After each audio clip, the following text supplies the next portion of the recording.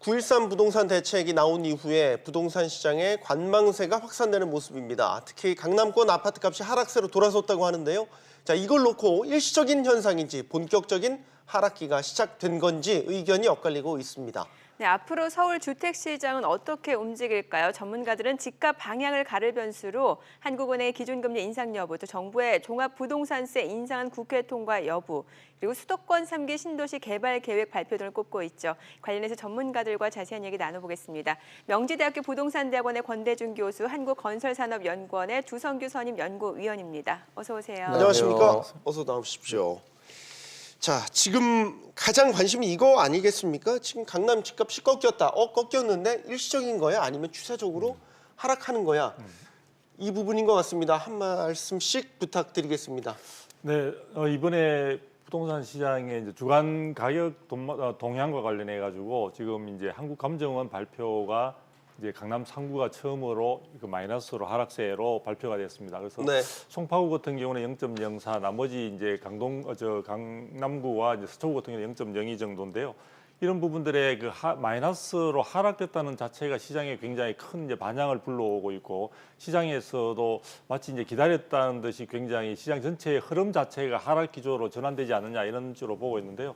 한편으로 보면 부동산 124에 또 동기간대에 나온 어떤 발표 자료에 보면 아직까지도 그 마이너스로 하락되지 않은 부분들도 또 나오고 있습니다. 비교되는 네. 부분에서 있고요. 예. 또 한편에서는 이제 거래량 부분이 충분히 이제 받쳐주지 못한 측면들이 있기 때문에 전반적으로 이번에 나온 가격 주간 동향 자체가 전체적인 어떤 강남 시장 혹은 서울 전체 부동산 시장의 하락세로의 추세 전환이라고 보기에는 다소 조금 이른 것 같고요. 전체적으로 상승폭이 대폭 줄어든 것은 맞고, 그런 부분들이 전반적인 어떤 그 시장의 어떤 경기 침체와 맞물려 가지고 장기적으로는 약세 기조로 전환될 가능성은 충분히 내비치고 있지만 또 지역에 따라 풍선 효과 등도 좀 나타나고 있기 때문에 네. 아직까지 추세 전환이라고 보기에는 다소 좀 이르다고 생각을 합니다. 네. 네. 교수님.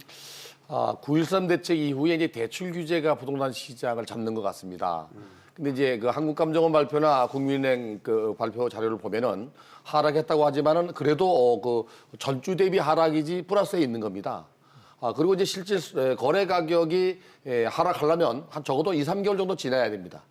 9.13 대책이 9월 13일 날 나왔으니까 이제 한 달 반 정도 됐죠. 그렇죠. 네. 그런데 대부분 이제 부동산은 거래 계약을 하고 중도금 잔금을 내고 잔금을 치르고 난 이후에도 60일 이내에 취득세를 내게 돼 있기 때문에 취득세를 내야만 실거래가 신고가 됩니다. 네. 그렇다 그러면 앞으로도 한 2, 3개월 되면 본격적 하락을 알 수가 있는데 네. 현재는 이제 9월 달 이전에 8월 달에 거래된 양이거든요. 그때도 이미 그 대출 규제를 예고하고 있었고 네. 종합부동산세 그 강화가 예고돼 있었거든요. 그렇다면 본격적인 하락은 아마도 한 달 정도, 한 달 반 정도 더 지나봐야 알 것 같고요. 그다음에 지금 한국감정원이 지난주에 발표한 자료를 보면 우리 두성규 그 위원께서 말씀하신 대로 서초구가 18주 만에 하락입니다. 그다음에 이제 강남구가 14주 만에 하락이고 또 강동구는 15주 만에 하락인데, 이게 지난 전전주에 0.07%에서 0.05%로 하락했다가 강남 지역이 이번에 평균 강남 3구가 0.02% 하락했습니다. 근데 강북은 아직도 0.05% 있습니다. 강남보다는 강북이 또 아직 덜 떨어지고 있기 때문에 이제 하락 조짐을 보이고 내려가고 있는 거지, 이것이 뭐 일시적인 현상은 아닌 것 같고요. 이게 아마 대출 규제나 종합부동산세 강화 그리고 그 12월에 있을 이제 금리 인상, 이 복합적인 문제 때문에 부동산 시장이 이제 조정기에 들어가는 거 아닌가. 조정기 이후에는 하락세가 가능하다고 봐야 돼요. 한편 용인 수지 지역은 오히려 오름세라고 하면 이거는 풍선 효과, 여전히 투기 수요가 아직은 풍선 있다라고 효과도 있고요. 봐야 됩니까? 또 하나 이제 용인 수지 같은 경우나 여긴 동백지구 같은 경우는 네. 지금 현재 그 연세대학교 세브란스 병원이 이제 그 개원을 앞두고 있습니다. 짓고 있기 때문에 오르는 것도 있고요. 그다음에 이제 분당이나 강남 주변 지역에서 가까운데도 불구하고 그동안 저평가되었다는 것 때문에 따라 오르는 그런 효과입니다. 이 그 분당 인근 지역에 있는 동백지구나 수지 말고도 지방의 대전 같은 경우도 지금 차고가를 치고 있거든요. 이건 이제 세종시가 많이 올랐기 때문에 거기를 따라가는 갭매의식, 좀 저평가된 것 때문에 오르는 거 아닌가, 그런 생각이 듭니다. 특별한 뭐 호재가 있는 건 아닙니다. 네. 저기 예. 두영관님.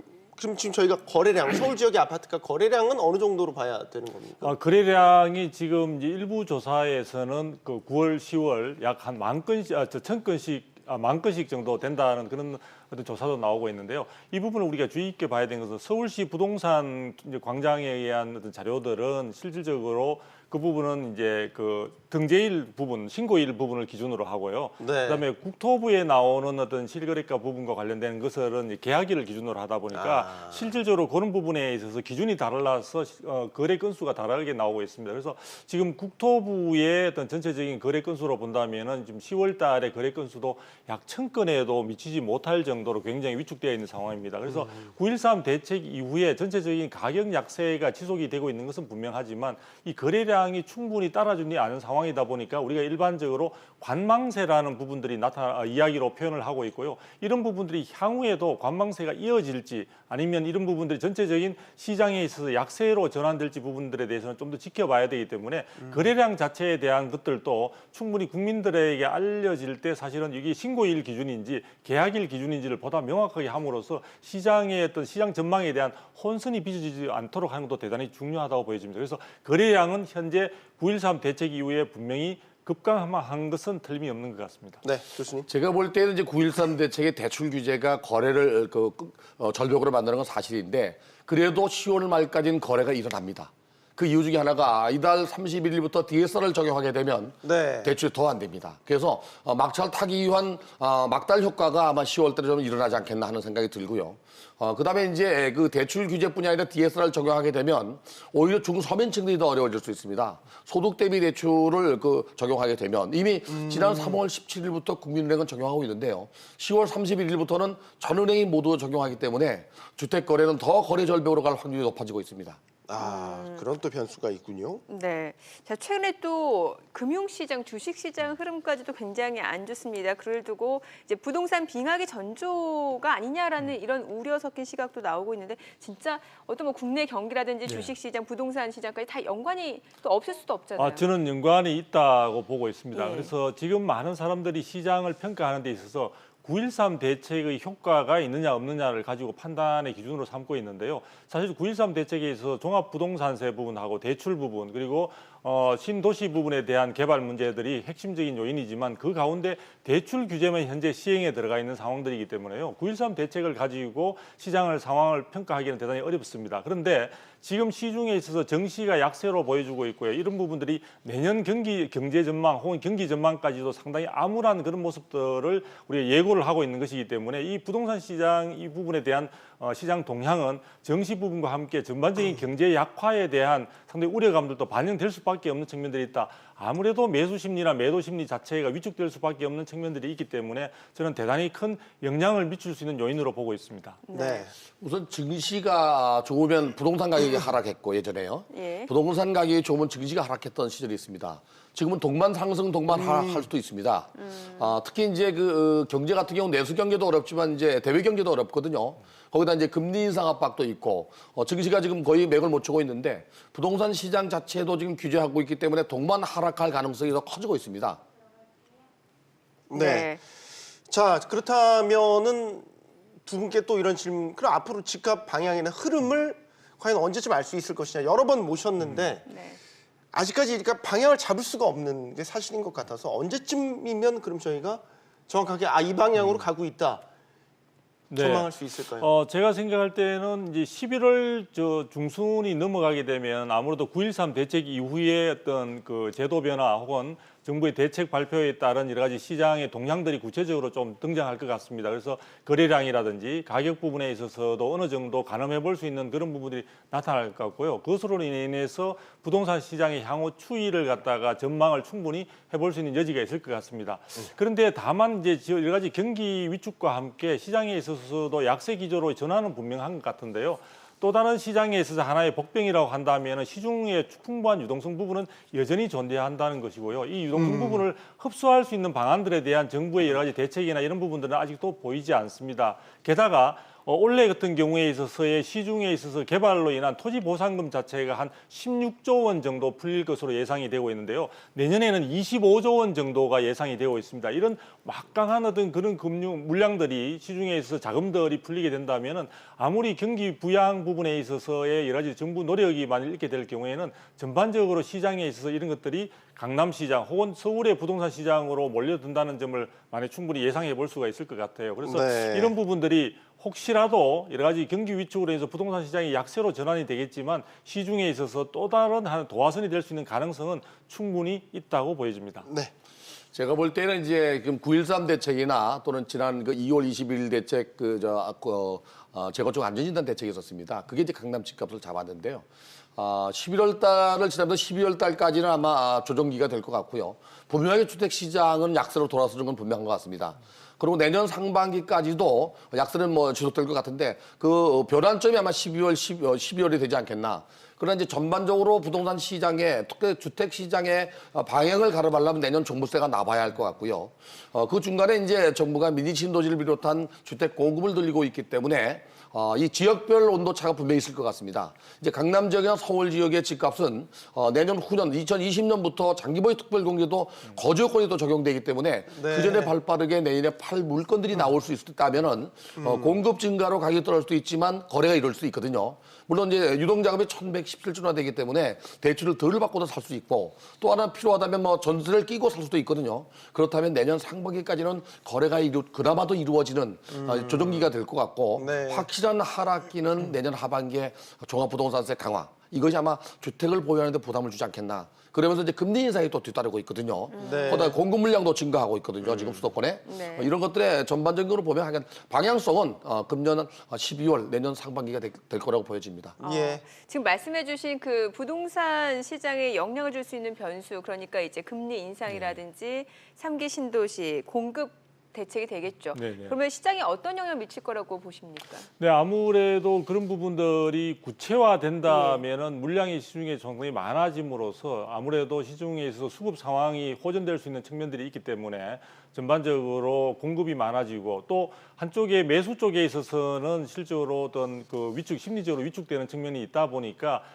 매수세가 상당히 어떤 전체적인 시장의 흐름을 주도해가는 그런 상황이 될 것 같습니다. 그래서 아무래도 공급 물량이 확대되는 데 있어서는 시장에 있어서 상당히 물량 부담에 따른 시장의 안정 혹은 약세 쪽으로의 전환을 갖다가 충분히 예상해 볼 수가 있는데요.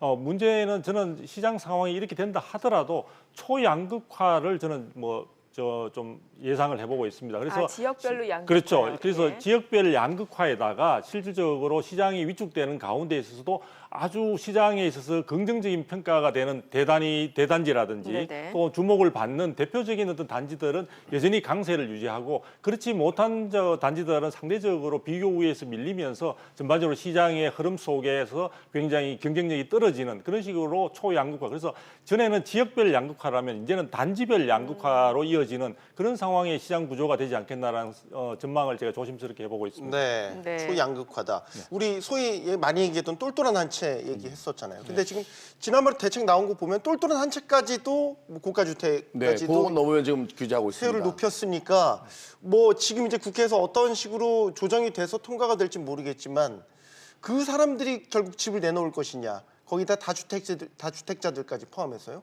이 아무래도 부분이 이제 그 이번 정기국회 때 여야가 이제 종합부동산세법 개정안을 논의할 겁니다.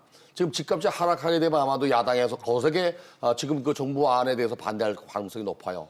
근데 여기에 이제 조금 전에 말씀드린 대로 미국의 금리가 12월에 분명히 올라갈 거거든요. 지금 저희가 0.75포인트 차이인데 만약에 한번 올리게 되면 1포인트 차이가 납니다.